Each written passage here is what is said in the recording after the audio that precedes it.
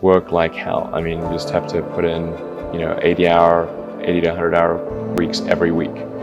All those things improve the odds of success. If other people are putting in 40-hour work weeks and you're putting in 100-hour work weeks, then even if you're doing the same thing, you know that in 1 year you will achieve what they achieve. You will achieve in 4 months what it takes them a year to achieve.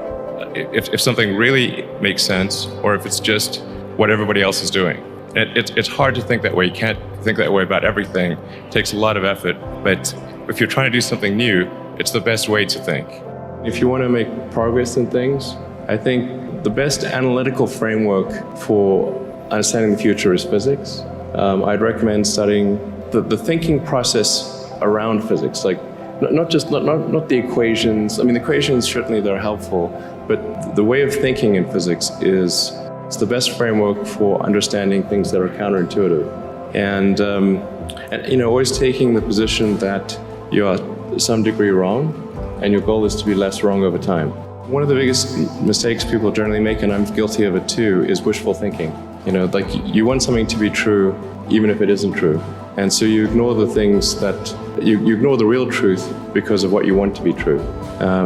This is a very difficult trap to avoid. And like I said, it's certainly one that I find myself in having problems with.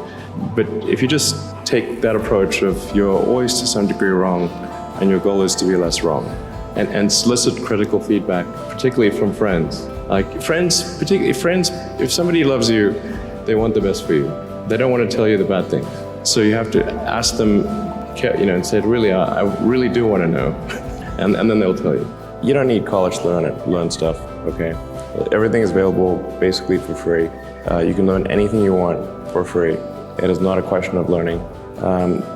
There is a value that colleges have, which is like, seeing whether can somebody work hard at something, including a bunch of sort of annoying homework assignments, and still do their homework assignments and kind of soldier through and get it done. That's like the main value of college. And then also, if you probably want to hang around with a bunch of people your own age for a while, instead of going right into the workforce. So I think colleges are basically for fun and to prove you can do your chores, but they're not for learning. I think failure is bad. I don't think it's good. But if something's important enough, then you do it even though the risk of failure is high. And so I think my advice, if somebody wants to start a company, is they should bear in mind that the most likely outcome is that it's not going to work, and they should reconcile themselves to that strong possibility. And they should only do it if they feel that they are really compelled to do it. You need to work, depending upon how well you want to do, and particularly if you're starting a company, you need to work super hard. So what does super hard mean? Well, when my brother and I were starting our first company, instead of getting an apartment, we just rented a small office and we slept on the couch. And we showered at the YMCA, and we're so hot up we had just one computer. So the website was up during the day, and I was coding at night, 7 days a week, all the time. And I sort of briefly had a girlfriend in that period, and in order to be with me, she had to sleep in the office. So work hard, every waking hour. That's the thing I would say, particularly if you're starting a company. And I mean, if you do simple math, you say okay, if somebody else is working 50 hours and you're working 100, you'll get twice as much done in the course of a year as the other company.